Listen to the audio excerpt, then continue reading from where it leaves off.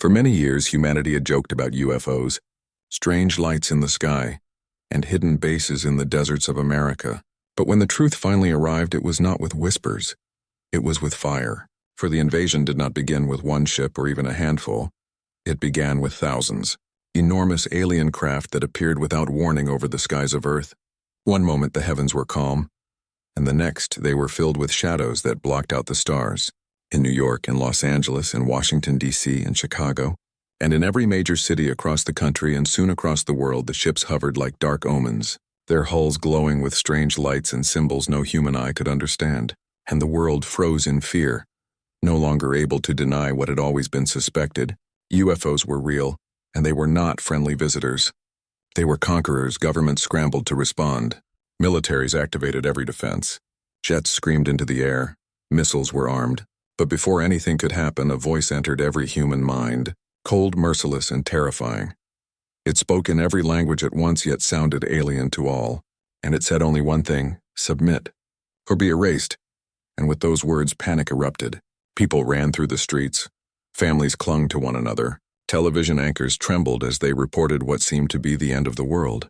And the aliens waited, confident in their superiority, for they had done this before. On many worlds, and never had they failed, America responded first, launching missiles at the hovering giants. Jets tore through the sky in brave waves, but nothing worked. The alien shields bent every weapon aside. Beams of energy tore through human aircraft like paper. And when the aliens grew tired of the resistance, they opened fire, their weapons searing beams that sliced through skyscrapers and bridges. Entire neighborhoods vanished in seconds. New York's skyline fell into dust. Los Angeles burned as if the heavens themselves had turned against it. Washington shook as if Judgment Day had come, and it was no battle, it was slaughter. The strongest militaries of Earth looked powerless, and the invaders moved with calm precision, merciless and efficient, treating humanity not as enemies but as prey. Yet beneath the chaos something stirred. For deep under the Nevada desert there was a secret the world did not know. A project hidden so carefully that even most of the military had no knowledge of its full design. For decades, whispers had spoken of Area 51, of Roswell, of wreckage from alien crashes, of scientists working with technology not of this world. Most dismissed these as myths, but inside secret hangars carved into mountains, the truth had been built in silence, piece by piece over generations, and it was called Erebus, a warship born from alien fragments and human creativity, a machine unlike anything Earth had ever seen. Massive, jagged, black as stone, alive with glowing blue veins of energy, and it had been waiting, not finished, not perfect, but ready enough. And now as the skies burned, the order was given. Activate Erebus. Deep inside the facility, alarms rang. Engineers and soldiers rushed to their stations, pilots strapped in with trembling hands. The mountain split open as ancient doors slid aside, and the desert shook with a roar as something enormous rose into the night sky. At first it looked to those watching like another alien vessel. But soon cameras captured the details and the world gasped. This was human. This was Earth's answer, the ghost ship. It was unlike any human craft. Its engines glowed with alien fire. Its surface shifted like it was alive, and it climbed faster than any rocket, leaving the desert behind and piercing the clouds. The people of America watched live on their screens, some crying in fear, others cheering in desperate hope. Social media exploded with its name, the ghost ship, and the aliens noticed.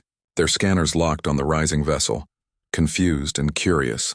This was no technology they had studied from afar. No crude rocket, no fragile jet, but something strange, something chaotic. And though they had crushed hundreds of species before they felt a flicker of unease, for they did not understand what they were seeing, the fleet's commanders ordered a small squadron forward, sleek hunters with weapons glowing. They would crush this human toy quickly and show the world how hopeless it was.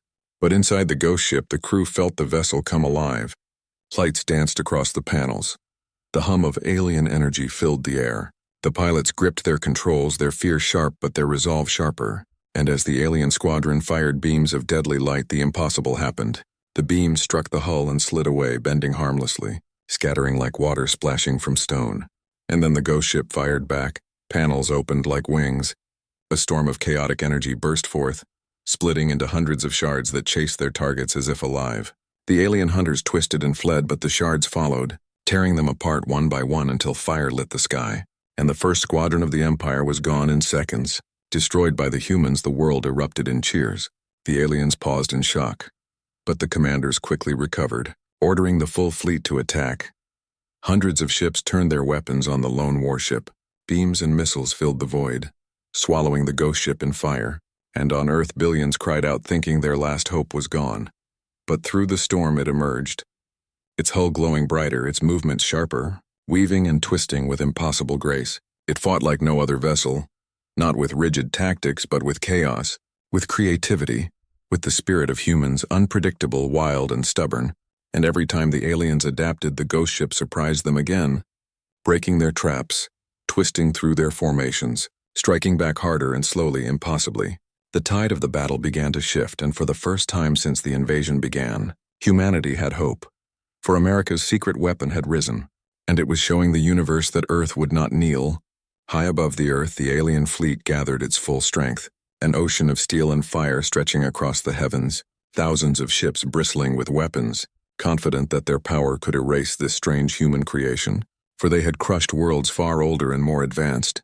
Yet now their focus narrowed on a single black warship rising from America's desert, a vessel that should not exist, a vessel that fought like nothing they had seen before, and the commanders of the Empire seethed with anger. For this defiance was not only unexpected, it was an insult, so they gave the order to end it. No more testing, no more small strikes. Unleash the full fury of the armada upon this fragile world. The ghost ship, scarred but unbroken, surged forward into the heart of the storm, its crew strapped into their seats with sweat on their brows and fire in their hearts, every alarm screaming, every system burning at the edge of failure, but not one of them thought of retreat. For behind them lay their families, their cities, their country, and their world, and ahead lay only the choice of victory or extinction. And so they pushed the ship harder, letting it twist through enemy fire in ways no alien vessel would dare. Turning chaos itself into a weapon, the aliens unleashed wave after wave, beams that split mountains, missiles that could shatter islands, storms of plasma that turned the night sky white. And yet the ghost ship endured, weaving, vanishing in bursts of light, reappearing behind enemy lines, striking with its storm of living energy shards that chased and tore through their ranks, until formations broke apart, until ships collided in confusion, until the Empire realized with horror that they were not fighting a machine. They were fighting something alive with human will. On Earth, billions watched the images broadcast live.